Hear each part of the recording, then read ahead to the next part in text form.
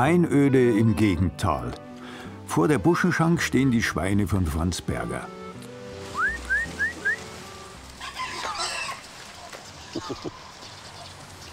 Noch weniger Transportweg geht ja eh nicht, weil du stehst da am Balkon bei der Buschenschank und da unten sind die Schweine. Ja. Und schön ist noch abhängig. Die Mutter sagt mit den Kleinen, was die flitzen nach außen rum. Dann andere sagen, es ist eigentlich kontraproduktiv, weil wenn die Konsumenten sehen, wie die Kleinen rumlaufen und jetzt sollen sie sie essen. Ja. Aber sie vergessen ja schön was. Also die Schweine werden über ein Jahr gemästet. Mit den kühler werdenden Tagen kommt die Zeit, in der sie geschlachtet werden. Also wenn sie Speck am Teller landen, sind sie keine 90 Meter gefahren. Nein. Und vor allem, es ist auch kein Kilo Futter zugekauft. Das ist alles eigenes Futter. Aber da ist man schon stolz drauf, oder? Natürlich, ja. Nachdem das Fleisch einige Wochen trocken gepökelt wurde, kommt es zum Selchen in die Räucherkammer. Von Schwein wird eigentlich alles verarbeitet, bis auf die Knochen. Der Rest, ob das jetzt Sulzen ist oder Leberwurst oder alles, es wird alles gemacht. Also, Bist zufrieden? es ist was, wo unter einem Strich was bleibt. Gell. Also, wenn ich heute im Fleisch gibt, kriege ich nichts davon. Gell. Also, so veredle ich das Viech und ich kriege natürlich das Stück vorher. Also, natürlich mit einem 8-Stunden-Tag geht das ja nicht, da sind wir halt bei 15 Stunden. Gell. Das ist so. Aber wenn man was hat davon, dann tut man sich gern. Gell. Schon wieder voll. Das Getreide aus eigenem Anbau wird nicht nur an die Schweine verfüttert, sondern auch zu Mehl gemahlen. Mehrmals wöchentlich backen Franzens Frau Petra und Sohn Thomas. Bauernbrot, das zum Speck und den Würsten hervorragend schmeckt. Zum Rocken selbst und zum Roggenmehl kommt eigentlich nur Anis, Fenchel und Kümmel und Salz. Es gibt viele, die noch andere Sorten dazu tun, aber für uns passt es mit der Geschmacksrichtung ganz gut. Weil wir schauen, dass das Brot eben nicht zu würzig ist. Weil ich sage immer, in der Fuhr, der Honig muss genauso drauf passen wie auf Nacht der Speck vom Geschmack her.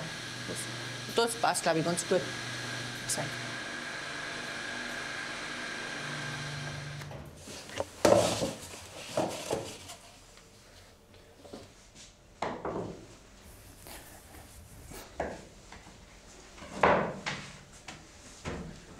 Hey, was hast du gelernt, Thomas? Ich bin Fleischer gelernter. Nach der Landwirtschaftsschule habe ich Fleischer gelernt, 2 Jahre. Und dann bin ich aber gleich nach dem Bundesheer daheim geblieben. Haben wir da auch genug Arbeit. Und das Schönere als wie in einer Fleischerei. Der Backofen befindet sich unter der Räucherkammer. Der Schweinestall nebenan. Die Buschenschenke mit Hofladen darüber. Alles in einem Gebäude. Seit über 100 Jahren wird der Speck darin geselcht und die Brote gebacken.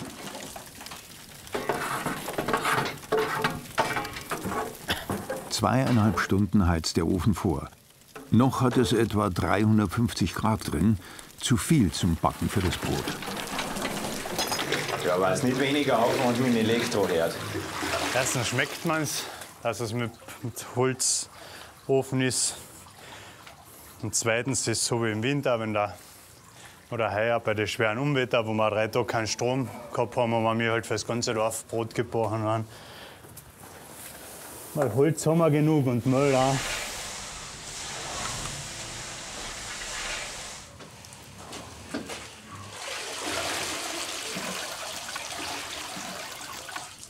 In Zeiten vom Blackout sind wir gut gerüstet. Ja. Wenn wir Schweinsbraten machen, passt es auch genau. Dann kommt das Brot aus, dann hat der Ofen noch 120 Grad. Dann kommt danach der Schweinsbraten rein. Ist der auch in 3 Stunden fertig. Und da muss man halt schauen, wie oft man wischt, bis die Temperatur passt. Oder? Eigentlich hört man es mehr am Knistern vom Boden, wenn der Boden heiß genug ist. Ja, und im Sommer, wenn es Brot backt, müsst ihr schwitzen. Ist ein bisschen gemein, ja, aber dafür ist es im Winter umso angenehmer. Gut durchdacht wurde vorm Ofenloch eine Vertiefung errichtet. Damit geht das Einschießen der Brote für den Bäcker bequemer vonstatten.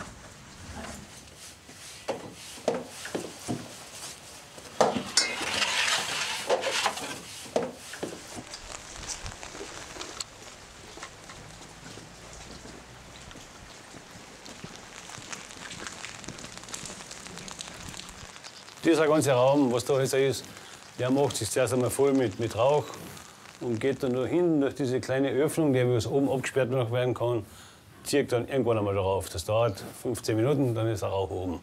Gesägt wird nur mit Buchenholz. Wir haben auch selber Buchen, ja. Die sind aus dem eigenen Wald, ja. Und schon fangen sie an rauchen, ja. Bäckt das Brot im Ofen, wird der untere Raum mit Rauch befüllt. Jetzt gehen wir auf für den Schuber aufmachen.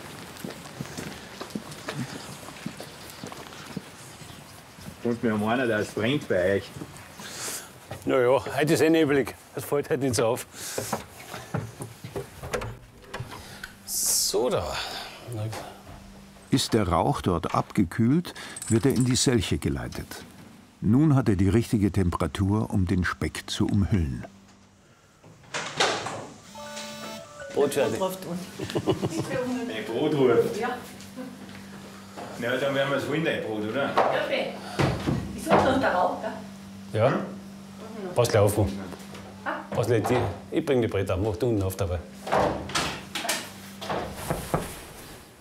Wenn es überall voll klingt, dann ist es fertig. Klopft immer am Boden ein bisschen und wenn es voll klingt, weil es kann sein, dass öfter mal von einer Stelle zu wenig Blut war, dann da passen nur 10 Minuten rein oder eine Viertelstunde. Aber heute war es gut verteilt. Passt genau.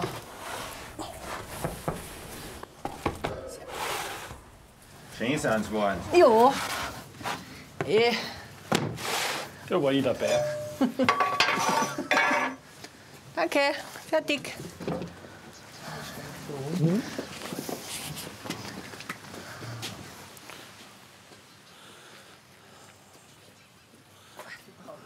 Zweimal in der Woche haben Bergers für ihre Gäste geöffnet. Franz ist um diese Zeit meist noch bei der Stallarbeit. Hallo, grüß euch. Christina, die Frau von Thomas, arbeitet tagsüber auswärts. Doch wenn die Buschenschank geöffnet hat, ist es ihr ein Anliegen, pünktlich aus dem Büro zu kommen und der Familie zu helfen. Magst du deinen Speck und deine Würsteln selber aufschneiden oder soll man das für dich machen? Nein, selber aufschneiden. Im Sommer, wenn Buschenschankbetrieb ist, ist natürlich jede helfende Hand einfach wichtig. Und wenn ich dann von der Arbeit heimkomme und in der Buschenschank los ist, dann komme ich, also, wenn wir offen haben, immer noch runter und hilf. Und ja, schau, dass ich mich wo nützlich machen kann. Ja, wie trinkst du in Most am liebsten? Ja, ich muss ganz ehrlich sein, ich bin nicht so der Mostfreund, mir ist das ein bisschen zu säuerlich. Ich trinke am liebsten einfach einen gespritzten Hollersaft oder einen gespritzten Melissensaft. Nachher passt das schon. So, das Essen war fertig.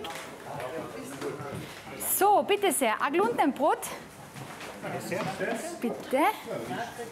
Ein gemischtes Brot, glaube ich, kriegst du, gell? Ja.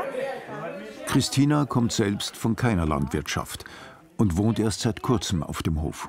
Bitte sehr, Brot bringe ich ganz gleich. Ich muss zwar ganz ehrlich sein, ich hätte es mir nie vorstellen können, auf einem Hof zu leben, aber jeden Tag, den ich da bin, freut es mich einfach mehr, weil ich das sehr schätze, dass man da einfach viel Natur rundum hat, dass man rausgehen kann und kann dann auch von meinem Arbeitsalltag ein bisschen abschalten.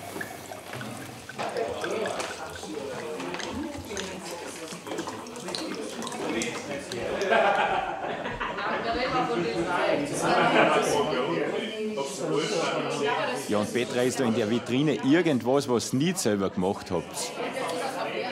Die Glasflaschen, die kaufen wir. Die Schraubverschlüsse. Das andere ist alles selber gemacht, ja. Also im Sommer haben wir draußen auch eine Tische, da ist es recht gemütlich. Da können wir draußen sitzen, bis es finster wird. Und jetzt, wenn es halt kälter wird, dann haben wir auch innen die 3 Tische. Und das passt für unsere Größe und ist ein bisschen familiär. Und da sitzt man immer ein bisschen zu und kommt ein bisschen ins Ratschen.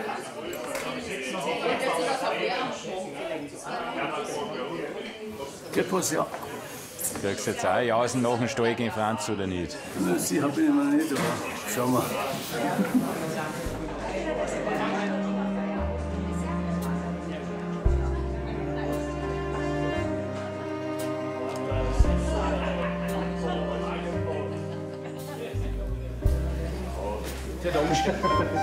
Sehr aufmerksam.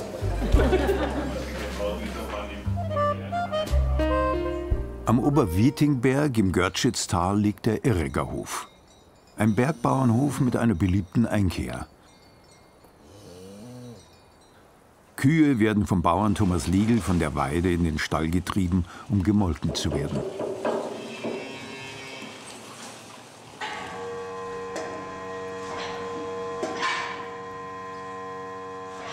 Die Milch verwendet er, um selber den Butter und die Käse für seine Buschenschank machen zu können.